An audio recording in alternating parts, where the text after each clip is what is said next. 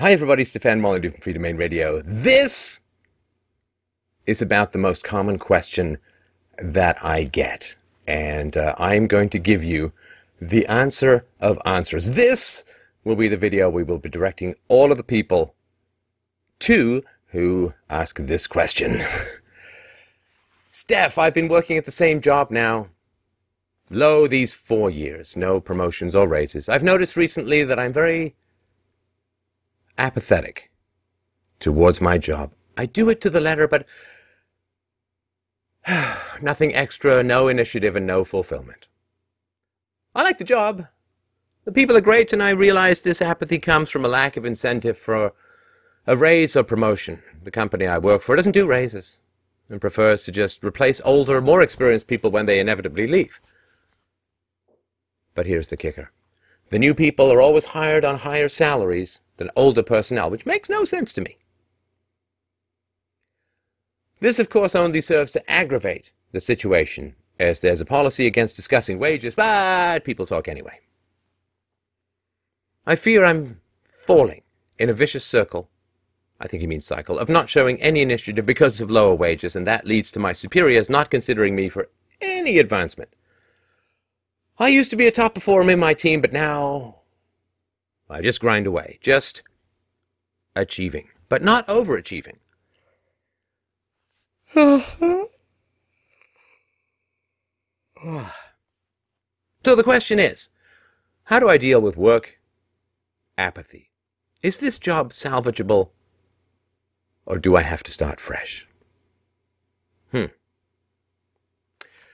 I guess my answer to this and many other questions about motivation is, you're going to die. Let me tell you something ironic. The very first video I ever did on YouTube was Live Like You're Dying, which was, when you're on your deathbed, you can look back and what decisions will you want to have made and what will you regret, what will you be proud of, and that's one way to guide your life. Last year, a very aggressive form of cancer struck me, and went through chemo, radiation therapy, and boy, don't you hate it when you have to go from theory to practice. Oh, it's one thing to waffle burger on about death's door closing in on over you like Bruce the giant shark from Jaws' mouth, but it's quite another thing to wake up and feel like Wile E. Coyote stuck at the bottom of a cartoon canyon with the anvil of death fast approaching. So, let me remind you and tell you once again, you, my friend, are going to die. Now, maybe your death will be a quick death. Maybe you'll get hit by a bus while listening to Van Halen. I don't know. Maybe you will suffer an aneurysm during the greatest orgasm of your life. Well, I guess it will have to be a pretty good one because it will be your last. Maybe you'll have a life-ending moment where you won't have a chance to process regrets, where you won't have a chance to look at your life, where you won't be like the comic shop owner in The Simpsons when the nuclear bomb hits and he says, "I've wasted my life," just before he dies. Maybe that won't happen. But it probably will. You will probably get news of an illness that will give you months in which to reflect. You will probably have a long time in a hospital bed, knowing, really, that you're never going to get out of that bed again. It's a one-way ticket. The bed opens up. You fall into the ground. They throw some dirt on your face, say a few hymns, and get on with their lives. What's that hospital bed going to be like for you? See, you're complaining about life. I have too many choices, you say. I have too many options. I could leave, I could stay, but I just don't seem to have, too much motivation to do anything. You're breathing, aren't you? Know that in and out thing, chest going up and down, oxygenated blood rushing through your system, firing up your muscles to do anything you want with this incredible gift called life, 4 billion years in the making. amoeba had sex in the primordial slime to grant you the opportunity of doing anything you want in this incredible world. Maybe they didn't even like each other, but they're like, it's for that guy down the road, man. I mean, I know we're only amoeba. I know we're only slime. It's like having sex with a jellyfish, and I'm not even into jellyfish.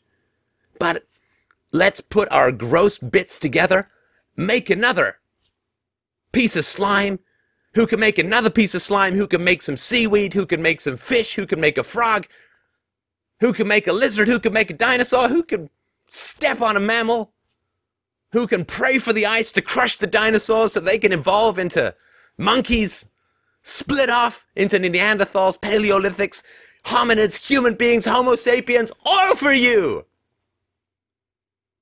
The universe has repulsively fucked itself senseless to give you life! Ah! And you're complaining that you're just not that motivated at work! Really? Really? Every day is a gift? It's a cliche because nobody lives that way. Cliches are stuff that everybody accepts and nobody lives. I'll do anything for my children. Stop hitting them. Stay home with them. Well, no, not that. I mean, I love my condo downtown and I find spending time with my kids can be a little dull, so no. I love my wife. I would do anything for my wife. Put down the iPad and chat with her. Well, no. There is a breaking story on Fox News that might be interesting. I can chat about it with her later. Cliches are what everybody knows to be true and almost nobody lives by. You know you're dying, right? You know that your days are grains of sand in an hourglass, right? And frankly, you're whining about living in the most advanced economy, in the freest political time, with the greatest wealth and abundance, with the most opportunities, the most possibilities that any carbon-based life form on this planet has ever had. The dinosaurs were like, I don't know, I'll eat another dinosaur, I'll shit bits of scale out in the bottom. Oh shit, an asteroid. That's it for them. All they can hope for is to be resurrected in CGI. You know, there are billions of bacteria in your belly. What would they give to trade places with your neofrontal cortex and be the robot operator of this giant flesh machine of opportunity? I mean, do you want to switch places with them? And watch fucking tacos slide by, slowly turning into goo to fuel your muscles so you can flap your mouth hole complaining about your life! You're not bacteria in your colon. Yay! That's great! Yay to not being bowel-infested bacteria! Good! That's a great way to start the day. And you don't have to have sex with other bacteria that are rolling around in your own shit. Yay! Isn't that a beautiful way to start the day? I mean, I get it. Look, I get it. I will slide into this from time to time and kvetch and complain and so on. A little bit less than when I got cancer. But it happens. I get it. And I give this speech to myself too, like, yay, don't have to have sex with an amoeba. Always a good day. I mean, unless you regularly make out with your beanbag and get an erection, it's not the best way to spend your Saturday night. I guarantee you, my friend, that when you get to that one-way hospital bed from which you will not arise, you know, you're driving in traffic, right there. Ambulance goes by. Damn, that's annoying. I gotta pull over. You know that ambulance? Well, you know that ambulance one day is going to have you in it. And you will be going to the hospital and you will not be coming home. Your half-finished cup of coffee, Sudoku, and crosswords will never be finished. You know, that book you were always thinking about writing never will be written. That instrument you wanted to learn how to play, that song you wanted to sing, the poem you wanted to write, that business you wanted to start, that woman you wanted to ask out, it will never happen. Because that ambulance has no reverse. It goes woo, woo, woo, woo, down the road to that hospital. You get carted out the back, goes to pick someone else up, and you ain't never going home. You ain't never going back. The only home you're going to is a coffin or an urn. And people will be sad for a little while, and like everybody else in the world, they move on with their lives. I guarantee you, when you're in that hospital bed, you will look back and you will say, God damn, I wish I had the problems that I had 20 years ago, or 10 years ago, or even yesterday.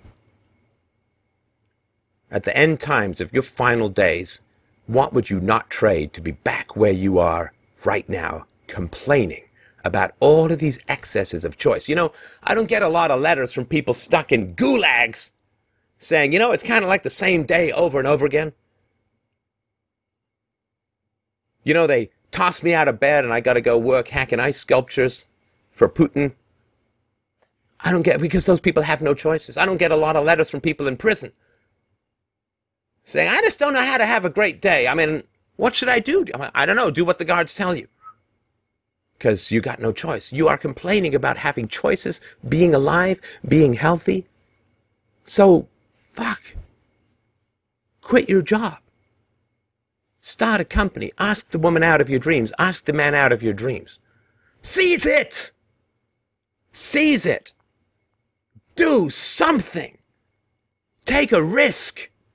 Or don't take a risk, but be satisfied with where you are. But complaining is like taking a slow, doozy dump on the only meal you're ever going to get and then complaining about the taste. Your life is your meal. You are the cook.